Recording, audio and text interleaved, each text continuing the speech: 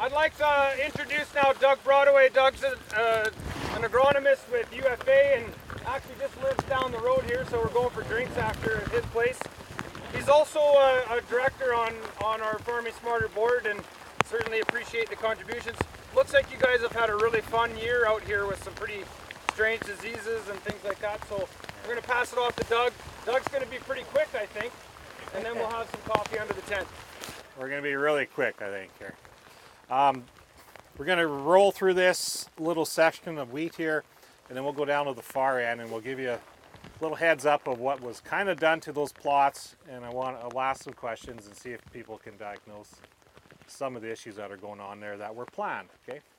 But this one here, all I wanted to just touch briefly on is who hasn't got a field that looks like this year? Probably just about everybody does. We have environmental conditions that are happening that are just perfect to get loaded up with disease, okay? This isn't bad, we can get around with this, but when we move to the next one, there's so many things going on in there. It's a combination of,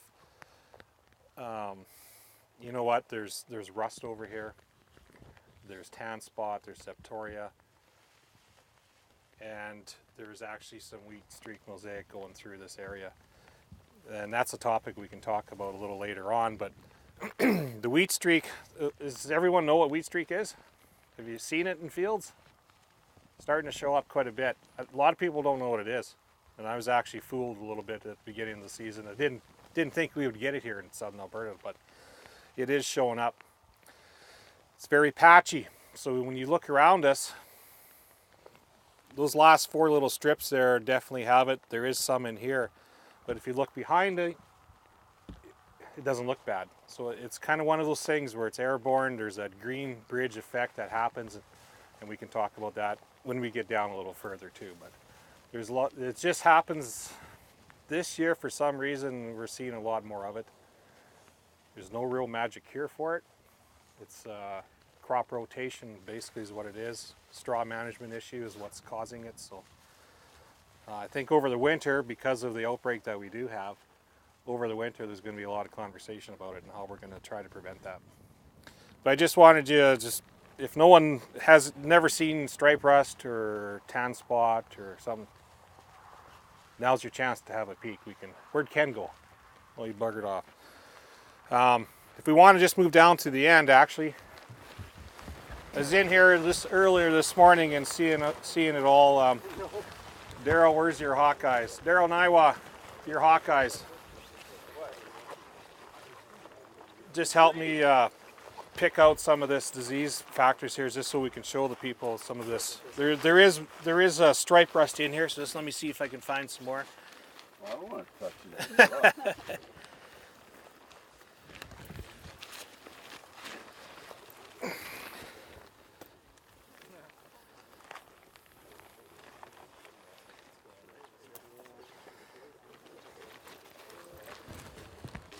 Where was I here? Rust.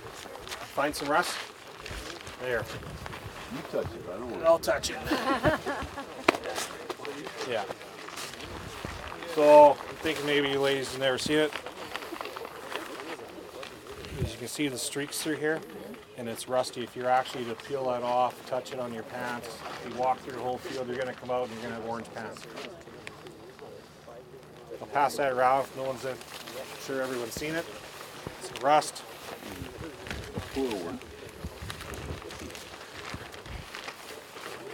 Same effect starting to happen. So basically, of course, we want to prevent the plant, right, from photosynthesis. We need photosynthesis from the sunlight. But when you got leaves like that, you got nothing happening. The factories aren't working. Some tan spot. Prime example, little black knobs. This is tan spot.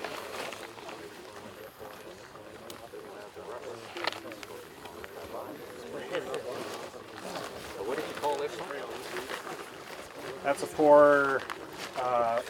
There is a little bit of rust on that one, I believe. Can you see it? Maybe we've got it mixed up there now. But what do you got there, Drew? I don't know. That's a bad leaf. Some more tan spot, eh? Septoria. or disease. Have we had a triple header with all three? Week streak. Let's pull one. Yeah, there's a Here. double header. I think it was rust in. Can't spot on that one.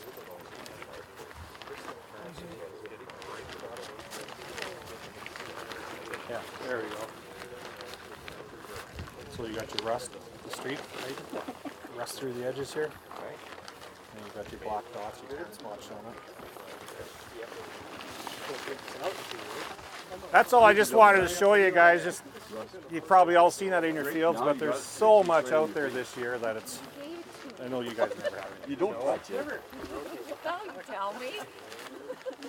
Yeah, make sure you wash your hands tonight, eh? No. It's all good. Okay, that was short and sweet. Let's move down and we'll do a little playing some trick games here. Thanks, Daryl. There's 3 plots we're going to look at. So basically, number 1, the next yellow stake has 2 little fancy little plots with it, and then 3. All we want to talk about with this is, if you're wondering what's going on in some of the crops, if you've been asked to come out and look at them, or your own plots, your own farm, and you can't figure out what's going on, besides blaming the hired man, maybe there's something you can determine here. So the 3 plots, there's a few things wrong here, and you can tell me what it is. What's gone on is the seeding depth is all 1 inch. Okay, 1, 2, and 3. Everything was seeded at 1 inch. Fertilizer was applied. Phosphate and nitrogen. There was a burn-off applied to all 3 products. The seeding rates were a little different. So if this was your farm, what would think is wrong? What happened on this particular field? What kind of issues might have happened here? Remember, it was seeded to 1 inch.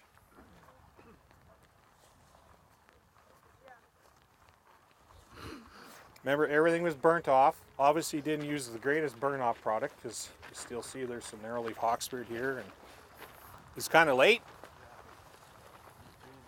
They're all seeded the same day, right?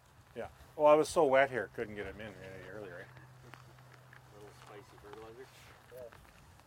Fertilizer. A little spicy on fertilizer, is that what you said?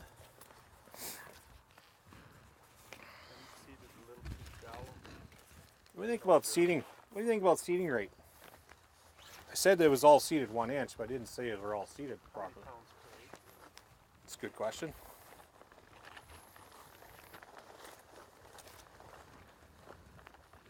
Okay, let's just go on to the answers here then.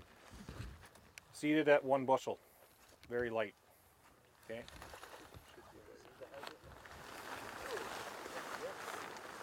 Seeded at 2 bushels. Kind of neat, eh? What a difference. Seeded at 2 bushels versus 1.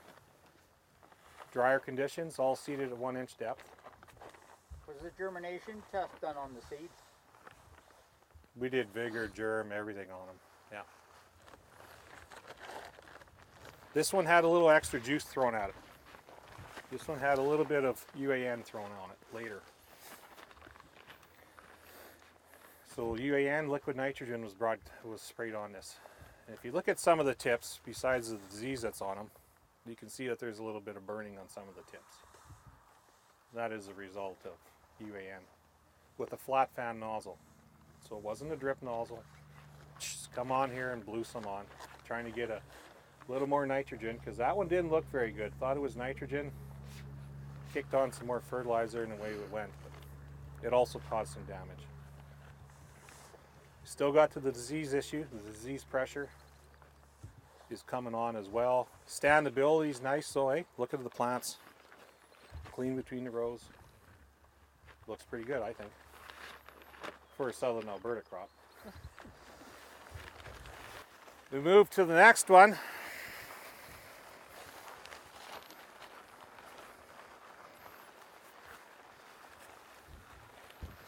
Anybody gonna guess what the seeding rate on this one, besides 1 inch in the ground? 3. Hey, bingo. I can do math. 1, 2, 3 bushels an acre. Quite a difference, eh? That might be a little extreme, a little high in some cases. But the plant density is what you want to look at. Plants per square foot. The depth was all the same. Once again, everything was burnt off the same with the burn off product. Everything was treated with Cruiser, so it had protection for wireworm control, fungicide. The biggest thing that we want to show you guys here is the days of this bushel and a peck. Remember the peck? I'm not sure ever what a peck is, but bushel and a peck. Quarter of a bushel. Quarter of a bushel. Okay. Is that what you want? 2 bushels is pretty good if we would have had more Mother Nature and a little more rain. This particular one here too though, just to top it up, make it look a little bit better, also had phosphate applied. It was broadcast phosphate. Anybody want to comment on broadcasting phosphate? Comment? I'm thinking. Don't do it. Good. Normal conditions, you shouldn't really be doing it. Yeah. I think we're seeing more of effect here of the seeding rates more than anything else. Why on the initial plot, the gap between the plants are there, the gap half carcasses of the dead plants, so they merged, but then they died. Merged and died. You know what? Maybe I missed something here. Oh yes. Good point. The reason, to answer your question, is that had phosphate applied at 100 pounds per acre with the seed. Okay, so a little seed burn issue going on there. Okay. Sorry, I should have mentioned that. So that was They should have figured it out on their own though. that was seed placed phosphate. This is broadcast phosphate. 1 bushel an acre seeding rate, 3 bushels an acre seeding rate. Was your burn off done before emergence or before seeding? Before seeding. Actually, that had plants that looked like they came but died afterwards. With the high load of phosphate with the seed. Would be the issue. Doug, regarding broadcast phosphate, I read something one time about, it was out of Oklahoma, to take it for what it's worth. They said you can broadcast phosphate, and the first rain that you get, it will move into the soil. But when it dries, then it's bound to the colloid, and then it won't move anymore.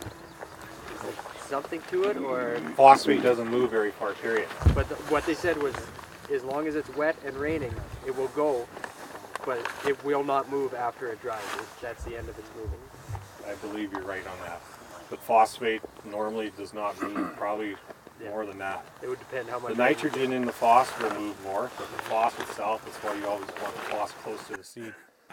But 100 pounds of phos with the seed is a little toxic.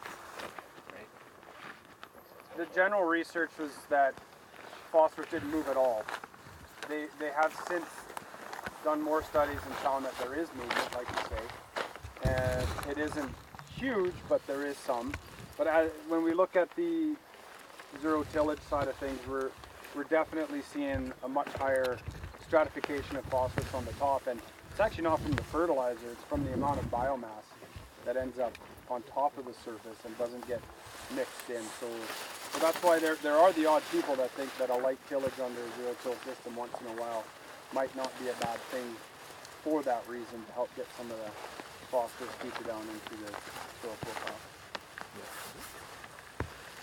And I just want to make a note, these plots aren't like our research trials, so when Doug's going through these, if you guys want to get in there and dig up plants and check out what's going on, please do that, because these are for research purposes. So if you guys want to actually figure out what's going on before he tells you, you can do that. Any other questions, comments? We're gonna just scoot over here to the peas and go through a little scenario. Oh, yep. Okay, so everybody, not everybody, but probably most people here are starting to grow a legume on their farm. So you're growing peas, you're growing lentils. The same scenario, so right where you're standing, Scott, number 1, number 2, and number 3 yellow peg.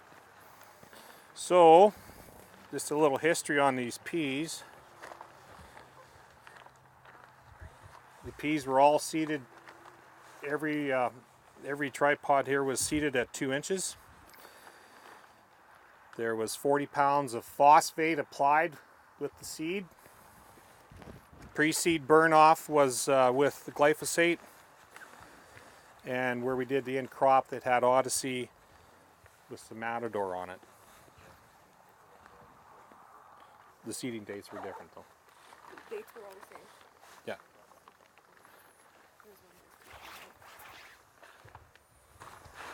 Okay. Yeah. What is the seeding date? June 8th on there. So So maybe they're not all the same seeding date, though, right? Seeding date is all the same. yeah, seeding dates same. One was seeded a little bit lighter than the other. Pretty sure you can tell which one was seeded a little bit shallower right off the bat there. So 2 inches on the outside seeding depth, 1.5. Difference, quite a huge difference in seeding depth. Peas are very critical to get into that soil zone. What you're seeing right here is a combination of a few things that really went bad and forgotten, so we're going to blame the hired man again on this one. Grabbed the wrong seed bin. Didn't take the quality seed. He ended up taking all the cracks and the dockage and everything else, threw it in the tank, put it into the air drill. So this here, as you can tell, is got a bunch of damaged seed went into the ground. So there again, cracks, splits, shouldn't have went in the ground. And the other thing that he forgot, because he's in such a hurry, he forgot to put inoculant on them peas. So you got almost a triple whammy happening here. You got seeding depth of 2 inches, you got poor seed that went in the ground, and he didn't inoculate them. He's looking for a new job. Okay? That was the hired man that did that. Never blame the farmer, it's the hired man that does that. Because there's a lot of that.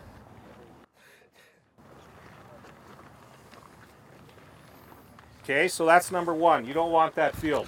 You don't want to be doing that. You want to be checking things. Number two, this one actually had, the only problem with this one here was the seeding depth. This one was seeded at about 1.5 inches. So it's only a 1/2 inch higher than that one. There's what you see in the difference. It had no seed treatment on it, so it had no Apron Max. It did not have any Matador. It didn't have an insecticide put on it. So when you start to look at, if you want to come in and walk in on them, you'll see where the pea leaf weevils had its little feast on here. No insecticide. Hector, you must have a comment on that. There wasn't that much pressure of pea leaf weevil. The pea leaf weevil pressure was not that bad. So we're seeing a lot worse fields out there than actually what is here, right? So the biggest thing you want to look at is seeding depth. You got to get off that machine more than 3 times a day and check that seeding depth, because you don't want that. You don't want that. You want to get the right bin first of all, the seed, and you want to put it in the ground properly.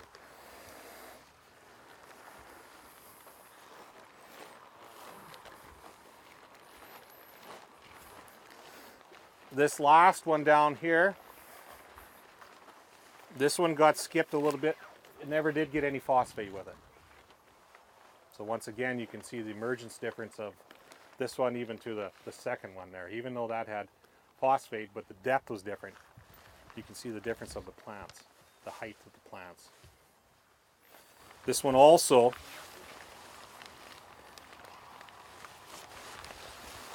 this one was sprayed with Odyssey. And you can notice a little difference in the height of the plant. So there is a little bit of injury from Odyssey, nothing serious. You normally get that anyway from Odyssey. And the other thing, that it was probably sprayed too late. So it was sprayed about past the 6 node. Seed a little bit too late. So instead of having everyone guess what's going on, I mean, it's nice just to tell you how we can make things look really bad, and gives you an idea of what to look for, symptoms. The seeding depth is critical. The good seed is versus the bad seed is hands down. And then of course, in comes the seed treatments. You want to get that pea plant out of the ground fast. You want to control the diseases for cold soils that a seed treatment will affect. It's your money. Do you want to put a good crop in the bin, or do you want to have a crappy crop? It's what you want to put into it is what you're going to get back out. I think in the essence of time, Ken, we should probably bolt over. Is there anybody got any questions? Like, come on in and take a look. And How much residual pea was in the ground? residual pea? I don't know what the soil test was on it. Any idea, Ken? It was low. Low. That's all I had. Quite a few aphids on here now too. Aphids are probably coming in now. Yeah.